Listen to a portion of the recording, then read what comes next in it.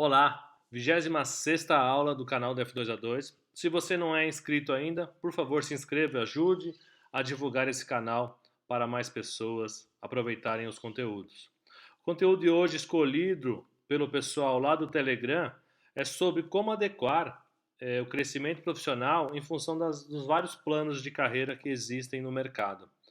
Esse é um processo evolutivo, é um processo muito importante que eu vou mostrar para vocês a minha experiência e como isso se encaixa aos planos de carreira que a gente tem hoje no mercado. Você vai aprender hoje como funciona e quais são os planos de carreira, quais as alternativas que melhor endereçam um plano de carreira para o colaborador e as dicas para enfatizar a importância do plano de carreira para e com o colaborador, porque nós vamos ver que o plano de carreira ele vem do colaborador e não da empresa. O colaborador destina o seu plano de carreira, porque ao forçar um plano de carreira você acaba desmotivando as pessoas e encontrando a velha frase: era um ótimo profissional, virou um péssimo gestor, por exemplo. Bom, começando, eu queria explicar um pouco sobre minha carreira. Eu sou matemático de formação com análise de sistemas.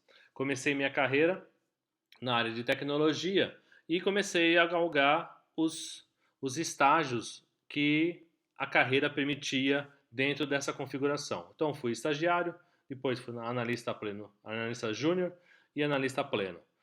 Nesse momento, eu tomei uma decisão importante. Eu queria antecipar uma decisão futura que eu teria que ter. Meu objetivo sempre foi gestão de pessoas, gestão estratégica, e eu teria que tomar uma decisão. Ou eu continuo na carreira técnica e lá na frente eu tomo essa decisão, continuo na técnica ou vou para a gestão, ou já começo a olhar para uma carreira de gestão. E eu olhei por uma pessoa que é um excelente profissional, muito amigo meu até hoje, que ele tinha um cargo de diretoria de tecnologia da informação. Então, além da experiência técnica que ele tinha, além da capacidade que ele tinha de conhecimento maior técnico do que o meu, ele também tinha questões de finanças que, para mim, se mostraram importantes para atingir o meu objetivo. Então, eu comecei a buscar condições para aprimorar e me desenvolver na área financeira. Aí surgiu uma oportunidade. Essa oportunidade surgiu porque eu deixei claro para as pessoas o meu interesse em me desenvolver na área financeira. Aí apareceu uma oportunidade de trabalhar numa auditoria interna, onde eu começaria a interagir com as questões financeiras através da legislação, dos procedimentos, dos controles e começar a entender esse cenário. E eu comecei a galgar os mesmos steps, os mesmos passos que eu tinha na carreira de tecnologia. Então fui auditor pleno, fui auditor sênior, fui auditor consultor. Já fazendo gestão de pessoas, já interagindo com pessoas e aprendendo, além da minha especialidade, desenvolvendo minha especialidade na área de auditoria, que é tecnologia da informação, a área financeira também. Que veio uma nova decisão. Opa, aqui, se eu continuar aqui, eu vou me tornar extremamente técnico. Eu não quero. Eu quero ir para a área de gestão. E aí eu comecei a galgar de novo o interesse em mostrar para começar a ter a percepção prática da área financeira. Até então, na teoria, eu só tinha, na auditoria, eu só tinha a teoria, porque eu ia lá e questionava e confrontava dados contra os regulamentos da empresa. Agora não, eu queria algo realmente prático para poder me desenvolver. Aí fui para uma área de serviços, onde, além da área de tecnologia da informação, eu também coordenava áreas financeiras. Eu tinha uma especialidade muito forte, que era a tecnologia, e tinha um processo de gestão para me desenvolver profissionalmente na área financeira. E comecei a fazer esse processo dentro da área de serviço. Fui coordenador de área, depois fui coordenador de várias áreas, onde eu tinha várias áreas diferentes, onde tecnicamente eu era menos competente que as outras pessoas, mas o processo de gestão me fez fazer essa adaptação em relação a técnico e gestão. Continuei procurando me desenvolver na área financeira. E aí eu consegui, depois de 12 anos da minha decisão lá atrás, quando eu estava na área de tecnologia da informação, sentar numa cadeira efetivamente financeira. Então, sentei numa cadeira de controller, gerente de controladoria, gerente financeiro de uma unidade fabril da empresa que eu trabalhava. Nesse momento, eu descobri algo extremamente importante para mim. Desejei muito o conhecimento financeiro. Uso muito o conhecimento financeiro. Sou muito grato pelo que eu aprendi. Só que eu acabei me distanciando das pessoas. Porque ao analisar relatórios, criar cenários, resultados, previsões, muitos dados financeiros, eu me isolei e para o meu autoconhecimento eu aprendi que eu preciso lidar com gente. E acabei, de novo, expondo isso para a empresa, deixando muito claro meu descontentamento com aquilo que eu gostaria de ter agora com essa bagagem financeira, vou retornar para uma gestão operacional com essa bagagem, não só exclusivamente financeira. Eu voltei para uma área de serviços compartilhados, agora com um escopo diferente. Gerente de negócio, depois gerentes de executivo de negócio, onde eu cuidava e tive um desafio fantástico, que eu sou muito grato e muito orgulhoso do que a gente construiu, eu e várias pessoas que me ajudaram nisso. A gente construiu uma área do zero até 70 pessoas, prestando serviços totalmente diferenciados que não existiam na companhia, com valor agregado, dentro de uma área de serviço compartilhado. A área de serviço compartilhado geralmente é um processo rotineiro. A gente agregou valor, trouxe análise, trouxe conhecimento, trouxe valor agregado para a empresa e prestava serviço para o mundo inteiro. Então isso foi muito rico. E eu estava começando a crescer novamente. O passo de chegar onde eu queria chegar, eu cheguei numa carreira similar àquela que eu olhava como um objetivo lá atrás na área de tecnologia, que seria um diretor de tecnologia da informação. Eu estava num cargo similar, só que em outra área totalmente diferente.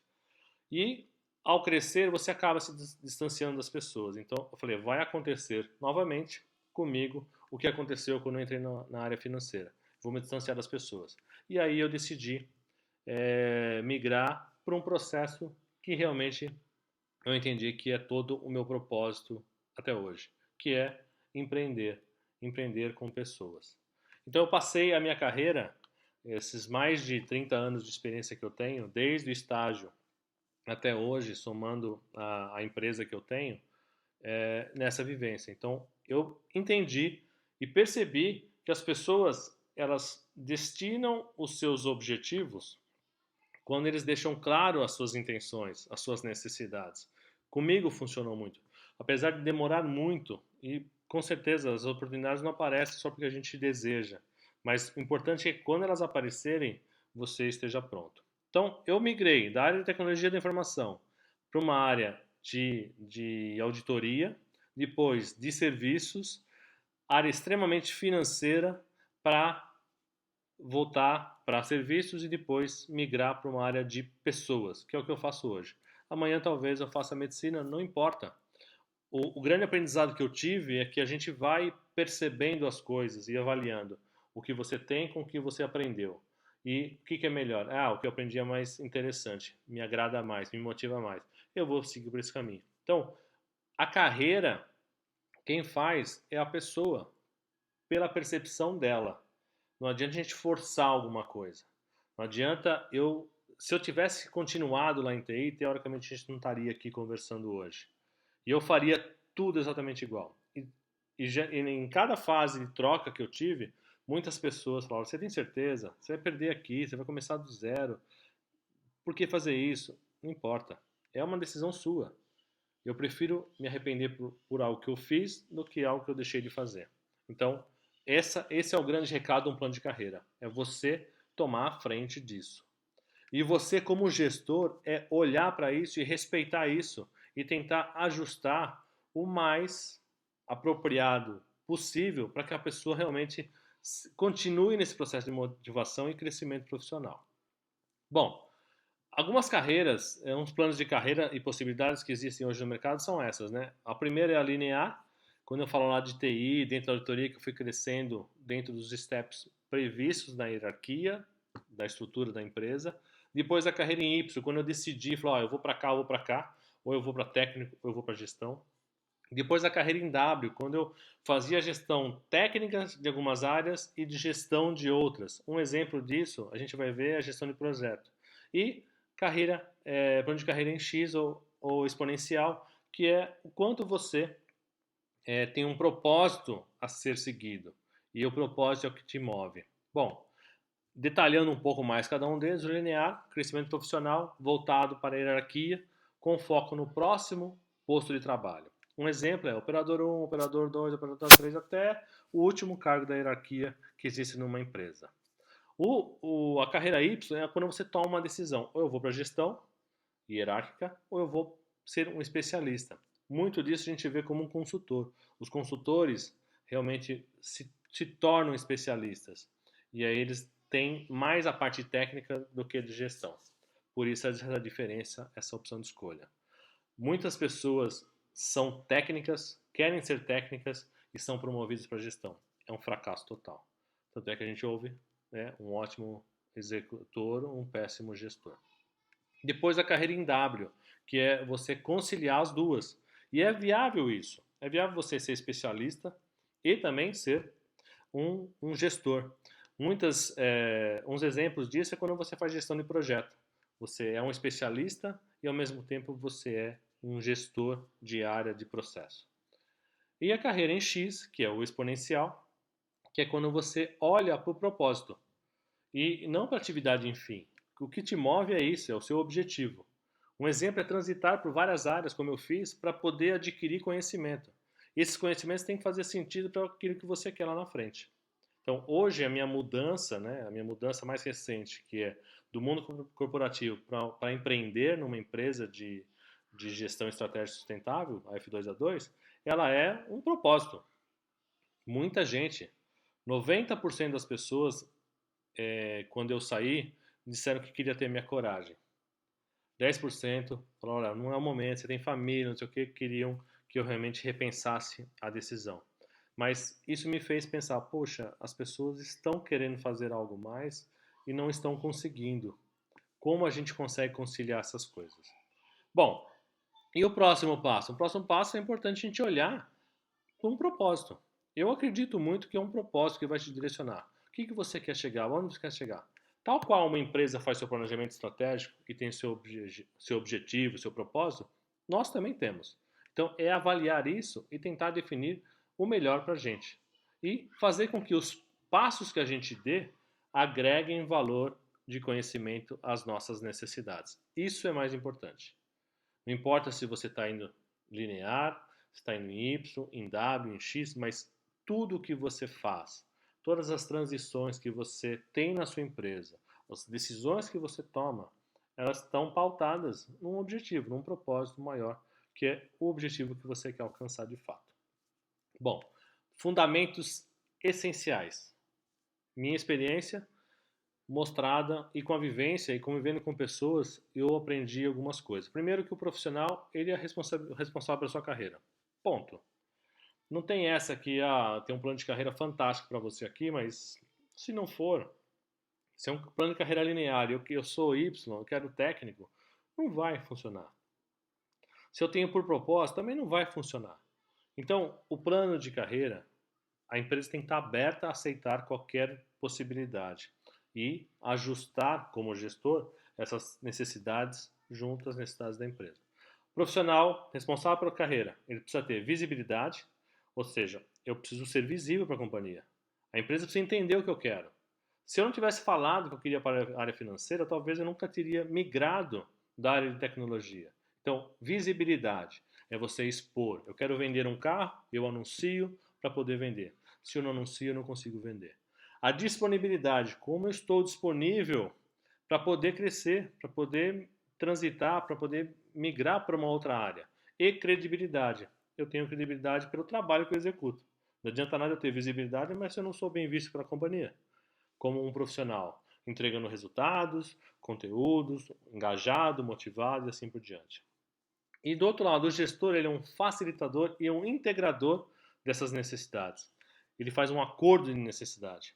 Eu tive pessoas que quiseram sair da minha área para trabalhar numa outra área. Tudo bem. Um acordo muito bem detalhado. Falou, olha, que você faz, quem pode fazer, vamos preparar a sua transição aqui, que eu vou ficar olhando uma oportunidade para te indicar.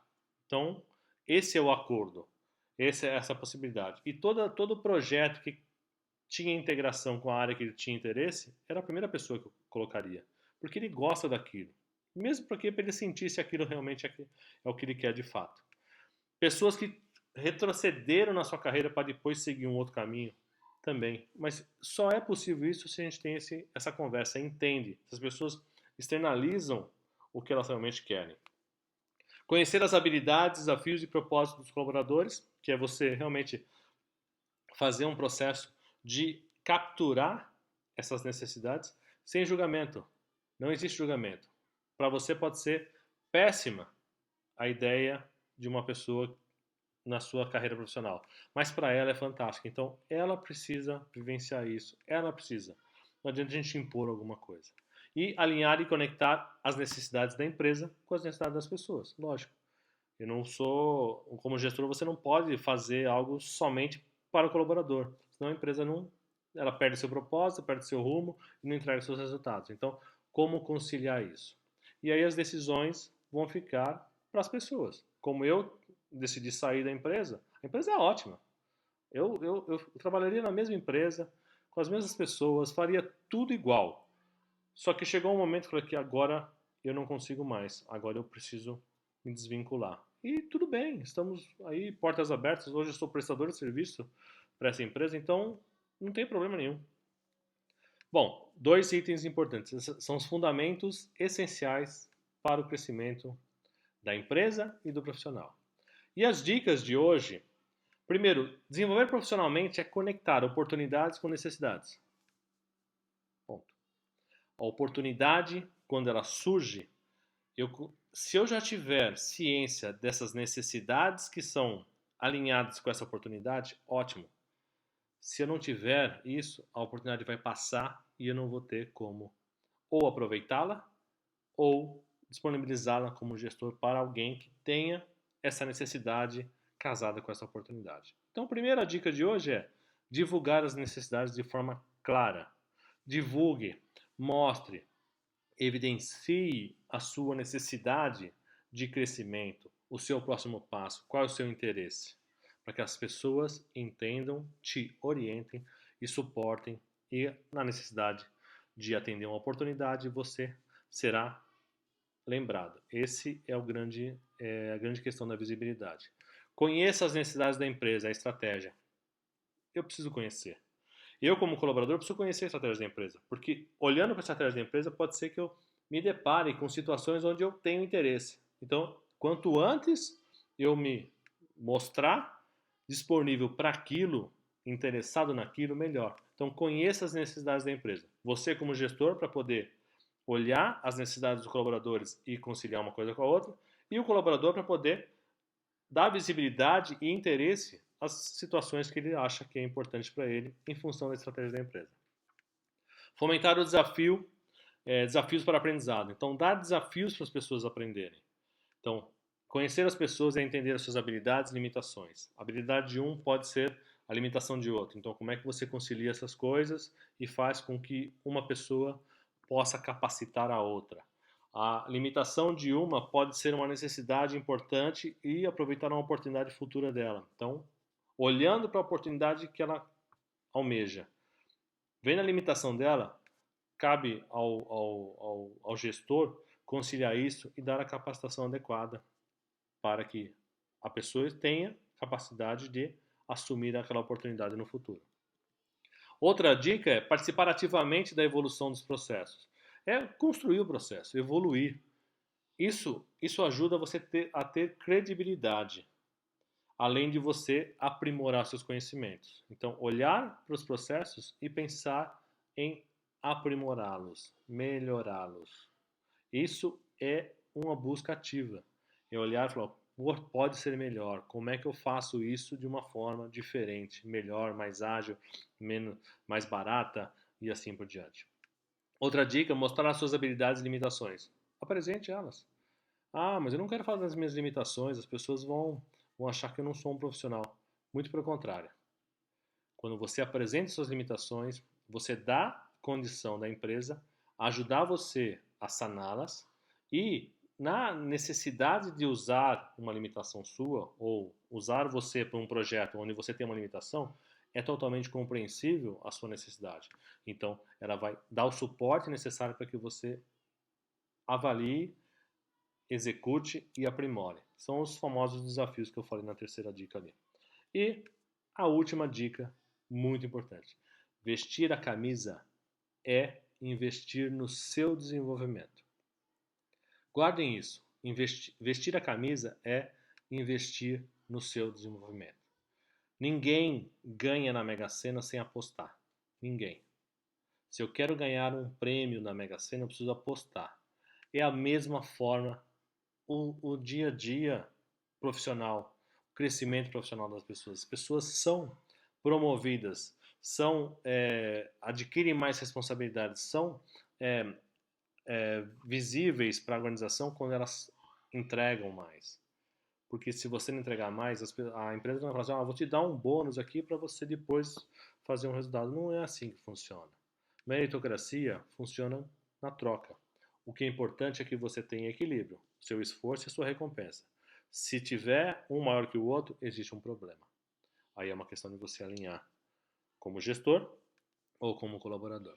Bom, a reflexão de hoje, muito importante, gosto muito, me fez pensar diferente várias vezes. Então, tá aí a nossa reflexão de hoje.